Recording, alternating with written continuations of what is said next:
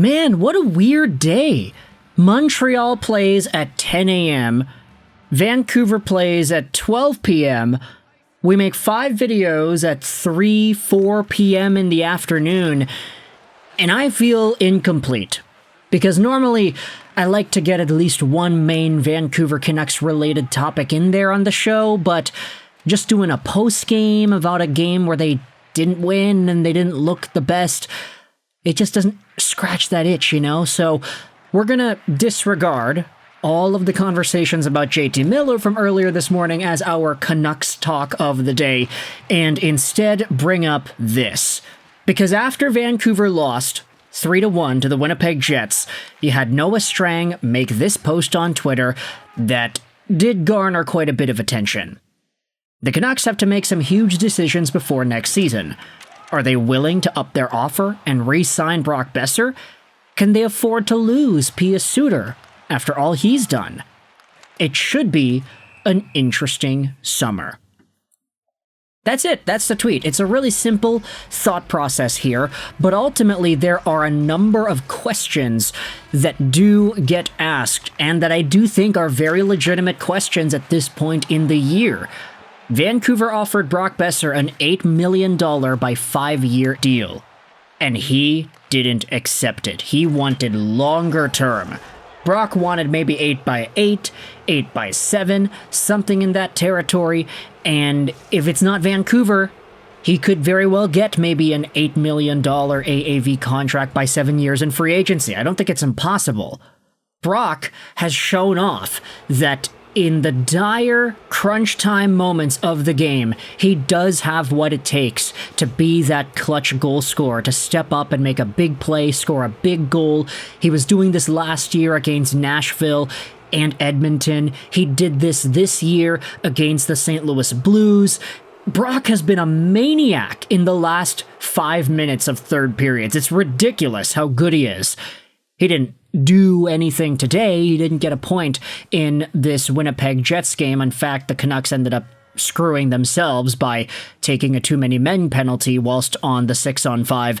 Yeah, that's right. They had 7 skaters on the ice with the goalie pulled. Kind of ridiculous. But Brock Boeser has been in a territory to rebuild some of that fanfare and that stock of his because of how clutch he has been. Is this enough incentive for the Vancouver Canucks to revisit whatever sort of a negotiation they had with Brock and try to give him a dollar amount and a term that he would be okay with? Honestly, I think it might just be term. Dollar amount seems fine. I don't think $8 million is out of Boeser's realistic asking range. I think he could be fine with getting $8 million. It's just the years. He wanted to be a Canuck. He wanted to be a long-term guy. But with Vancouver struggling in the ways that they have, and with Brock Boeser being one of the only guys to have scored goals to help Vancouver get back into it, you have to wonder whether or not that performance has been enough to incite more of a willingness to give him the term that he wants. I mean, Brock doesn't need to be too fast to score the goals that he's been scoring, right? I don't know. He's a smart guy. He gets himself in the right areas, and he has a lethal wrister. Even against Columbus, we saw when you give this guy time and space, he can beat a goaltender with no problems. He doesn't necessarily need the foot speed to do that, but then again, I have been one of the main people here on YouTube that has been criticizing his foot speed for most of the season. Hey, he's slow. He can't produce much, and he doesn't fly down the wing like he used to, and whether or not you think he's slow now, where does that take him in 2, 3, 4, 5 years, let alone 7 or 8 years? So would Brock be a beneficial contributor to a hockey team at that time? Brock is obviously smart, and he has adjusted multiple parts of his game as his career has continued, but foot speed is a really important part of today's NHL. I guess now Brock is making it work, and I mean now as in like literally just the past few games here, but you gotta remember, the guy went a month without a goal before that, so where do you draw the line? How much are you willing to give Brock in terms of the contract length?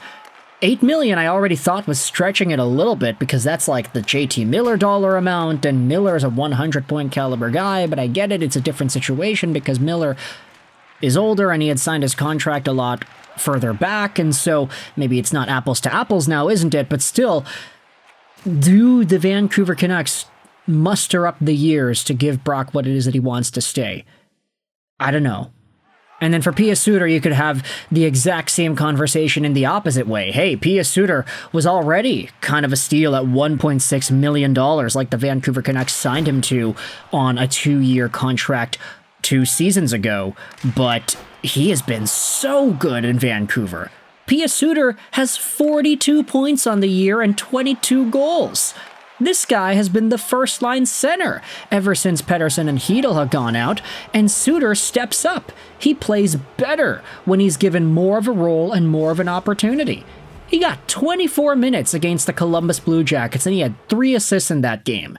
That is something that we had not expected out of Pius Suter, even though we always knew from last year the guy was a very versatile player. You can play him on the 4th line in a shutdown role. You can play him on a top 6 line with Miller and Boeser as a puck facilitating, playmaking guy, and he would fit right in like a glove. He is so versatile. He does everything he needs to do. He does everything you ask him to do and then some. And then you say, hey, we got no Hedel, we got no Petey, Pius, you gotta be on the first line. He goes out there and scores, like, what's the point that he's at right now? 8 points in his last 5 games? He's ridiculous.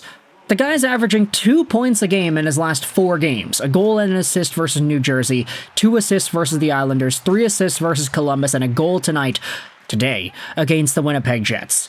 This guy's making $1.6 million a year, and he has elevated his game to another level. Here's the thing, though.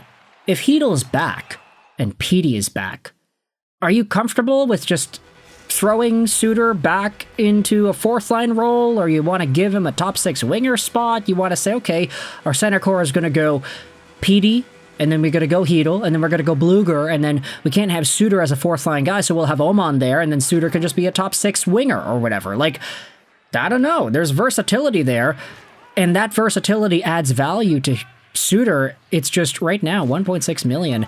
If the guy comes back to Vancouver, he might take a discount, who knows, but realistically, with the way he's been performing this season and what he's shown off recently, there's no reason why Pius Suter can't get $4 million on the free agent market, or $5 million, maybe even 5.5 if a team is willing to overpay for him. This has been a journeyman through and through, and Vancouver might have to pay a pretty penny if they want to keep this guy around. I know Thomas Drance had a hit on Halford and Bruff a few weeks ago where he had said that Vancouver internally might feel like there's more of an avenue to bringing Suter back. Therefore, it's not really that big of a deal that he is unsigned at this time, and Brock Boeser, there's more of a dire need to figure out what's happening there because you don't think you're going to be able to bring him back or something. There's a lot of in and out skeletal framework that the Vancouver Canucks have to work with and try to maintain in order to get both Suter and Boeser back. These guys are so good that I think when you think about it, if Vancouver had the choice, do they want them back or not? Screw the money, would you want these guys back or not? They would probably say yes to both of them, especially with Brock Boeser being as good as he's been lately.